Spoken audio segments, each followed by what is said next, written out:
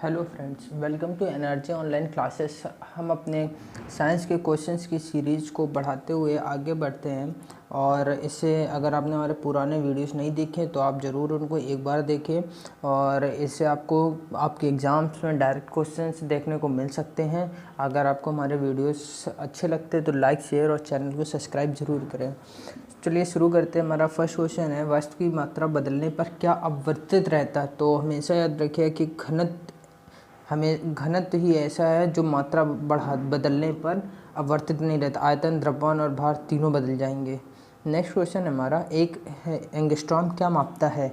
तो जो एंगस्ट्रॉम है वो तरंग दैर्घ्य मापता है। 1 एंगस्ट्रॉम इक्वल्स टू होता है हमारा 10⁻⁻10 मीटर। और एंगस्ट्रॉम को क्वेश्चन ऐसे भी पूछ सकते हैं कि एंगस्ट्रॉम और क्या मापता है, तो बोल सकते हैं अगर ऑप्शन में हो लंबाई तो लंबाई भी मापता है, लंबाई में। तो और ये आप एक रिलेशंस याद रखिए, कई बार पूछा गया वो है रिलेशन। नेक्स्ट क्वेश्चन हमारा, निम्नलिखित में से किसमें सर्वोच्च विशिष्ट ऊष्मा का मान होता है? सबसे ज़्यादा विशिष्ट ऊष्मा होती है, सबसे ज़्यादा हमारी विशिष्ट ऊष्मा जल में होती है। अगर सबसे सर्वोच्च मीन सबसे ज़्यादा विशिष्ट ऊष्मा का मान जल में होता है। अगर सबसे कम की बात करें तो हमारा होता है पारा। विशिष्ट ऊष्मा का सूत्र होता है C=Q/m×ΔT। C होता है विशिष्ट ऊष्मा, Q होता है तुम्हारा ऊष्मा, M होता है भार, और T क्या हो जाता है तापमान। अगर इसके मात्रा की बात करें तो जूल, केजी और केल्विन ये मात्रक होगी। अगर हम इसके विमी सूत्र की बात करें तो L2T-2 K-1 होता है। ये हमारा इसका विमी सूत्र याद रखना, इतना याद रखना। और याद रखिए सबसे कम किसकी होती है? पारे की विशिष्ट में, सबसे अधिक जल की विशिष्ट ऊष्मा। नेक्स्ट क्वेश्चन हमारा, ठोस से द्रव में पदार्थ की अवस्था के दौरान को क्या कहते हैं? मीन जैसे सॉलिड से अगर हम कोई चीज़ सॉलिड से लिक्विड बना रहे हैं, सॉलिड से लिक्विड को बोलेंगे हम लोग, क्या बोलेंगे? गलन। और फिर अगर हम लिक्विड से सॉलिड बना रहे हैं तो उसको बोलते हैं हम लोग हिमांक। और फिर आता है जैसे यहाँ पे आ गया गैस। अगर हम लिक्विड से गैस बना रहे हैं तो बोलेंगे क्वथनांक, और गैस से हम लिक्विड बना रहे हैं तो हम लोग बोलेंगे क्या? द्रवण या संघनन, दोनों बोलते हैं। और अगर डायरेक्ट सॉलिड से डायरेक्ट हमारा क्या बन रहा है? गैस बन रहा है, तो इसको हम लोग बोलते हैं ऊर्ध्वपातन। जैसे नपैथलीन बॉल का वाष्पित हो जाना या कपूर का वाष्पित हो जाना, तो ये सब किसके एग्जाम्पल? ऊर्ध्वपातन के। सॉलिड से डायरेक्ट गैस बनते हैं। सॉलिड से चलिए फिर से लिख लेते हैं, सॉलिड, लिक्विड, गैस, तीन अवस्थाएं होती हैं। तो ठोस से द्रव्य बनाया, तो ठोस से जब हम लोग द्रव बनाएंगे तो हम लोग गलन बोलेंगे, और द्रव से जब ठोस बनाएंगे तो हिमांक बोलेंगे। द्रव से जब गैस बनाएंगे द्रव से जब हम गैस बनाएं तो क्वथनांक, और गैस से जब द्रव बनाएंगे तो क्या बोलेंगे? संघनन या द्रवण। और डायरेक्ट ठोस से गैस बनाएंगे तो हम लोग क्या बोलेंगे? इसको ऊर्ध्वपातन। नेक्स्ट क्वेश्चन है हमारा, श्यानता की इकाई क्या है? श्यानता की इकाई पॉइज होती है, कैपिटल P से डिनोट करते हैं हम लोग। नेक्स्ट क्वेश्चन हमारा, ठोस कपूर से कपूर वाष्प बनाने की प्रक्रिया को क्या कहते हैं? अभी बताया, ऊर्ध्वपातन। नेक्स्ट क्वेश्चन है हमारा, निम्नलिखित में से किसके द्वारा अधिक ज्वाला पैदा होती है? मीन्स इनमें से, इन चार ऑप्शन में से सबसे ज़्यादा हम किससे जलते हैं? तो याद रखिएगा भाप की वजह से, या बोल दें वाष्प की वजह से। जितना हम गर्म पानी से नहीं जलेंगे उतना हम वाष्प से जल सकते हैं। क्यों? क्योंकि जो वाष्प की गुप्त ऊष्मा होती है, गुप्त ऊष्मा दो तरह की ऊष्मा होती है, विशिष्ट ऊष्मा और गुप्त ऊष्मा। तो यहाँ पे गुप्त ऊष्मा की बात हो रही है। जो भाप होती है, भाप की गुप्त ऊष्मा कितनी होती है? 540। अगर हम बर्फ़ की गुप्त ऊष्मा की बात करें तो उसकी होती है 80। हमारे पास दो तरह की गुप्त ऊष्मा होती है, एक क्या होती है? गलन की गुप्त ऊष्मा, एक होती है वाष्प की गुप्त ऊष्मा। तो वाष्प की गुप्त ऊष्मा में भाप का एग्जांपल ले लेते हैं कि भाप की कितनी होती है? 540। और गलन की गुप्त ऊष्मा में बर्फ़ का एग्जांपल आता है 80 होती है हमारी, याद रखिएगा। अगर गुप्त ऊष्मा की सूत्र की बात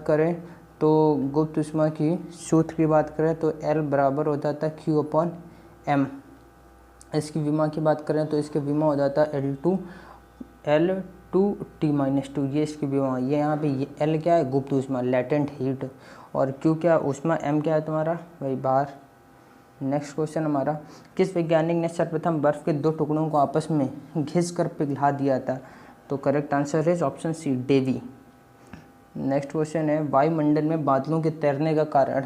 आपको पता होना चाहिए कोई भी किसी चीज़ के ऊपर अगर तैर रही है तो वो सिर्फ क्या होता है, घनत्व की ही वजह से होता है। जैसे अब वायुमंडल में जो बादल हैं वो तैर रहे हैं तो उनका घनत्व क्या है, हवा से कम है, इसलिए तैर रहे हैं।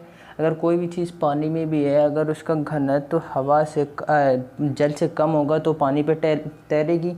अगर उसका पानी जल से ज़्यादा घनत्व हो जाएगा तो क्या होगा, पानी में क्या हो जाएगी, डूब जाएगी। और जैसे हमारा तेल होता है, जो तेल होता है, तेल क्या होता है, जल में तैरता है। तेल क्या होता है, जल में तैरता, क्यों, क्योंकि तेल का घनत्व क्या होता है, कम होता है, इसलिए तेल जल के ऊपर तैरता है।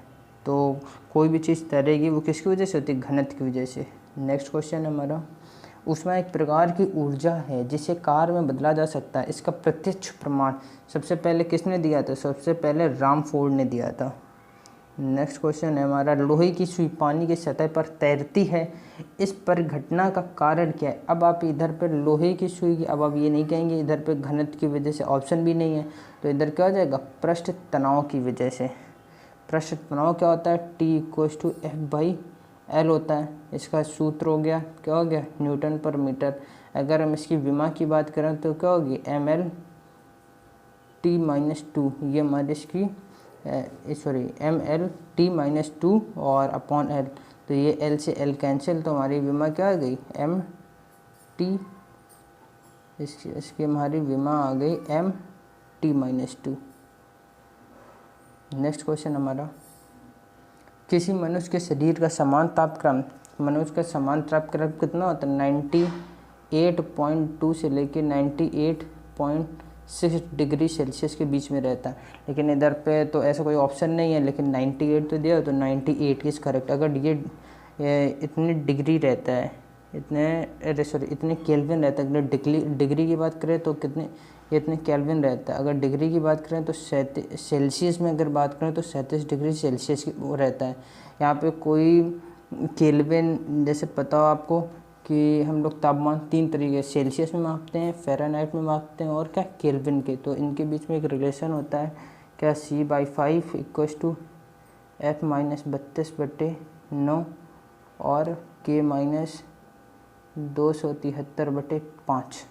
ये एक रिलेशन याद रखिएगा। रिलेशन होता है, तीन तरह से हम तापमान माप सकते हैं। तो यहाँ पे इधर ऑप्शन में तो ना डिग्री सेल्सियस केल्विन दिया है, लेकिन अब आपको बता दें 98.4 से लेके 98.98 डिग्री केल्विन में चलता है। और अगर डिग्री सेल्सियस की बात करें तो 37 डिग्री सेल्सियस होता है। तो करेक्ट ऑप्शन इसका है सी। नेक्स्ट क्वेश्चन हमारा, निम्न में से किस द्रव का घनत्व सबसे कम है? निम्न में से किस द्रव का घनत्व सबसे कम है? तो सबसे कम क्या हो जाएगा, पेट्रोल। सबसे कम किसका है, पेट्रोल का। नेक्स्ट क्वेश्चन, जब ध्वनि तरंग चलती तो अपने साथ क्या ले जाती? तो अपने साथ ध्वनि के साथ साथ क्या ले जाएगी, ऊर्जा ले जाती है। ध्वनि तरंग जब चलती तो अपने साथ क्या ले जाएगी, ऊर्जा ले जाती है। नेक्स्ट क्वेश्चन हमारा, एक हॉर्स पावर कितने वाट के बराबर होता है? तो एक हॉर्स पावर, एक HP कितना होता है, 746 वाट के बराबर होता है। 746 वाट का, तो ऑप्शन डी इज करेक्ट। तो आज के लिए हमारे इतने ही क्वेश्चन थे, फिर मिलते हैं हम लोग अपने नेक्स्ट वीडियो में।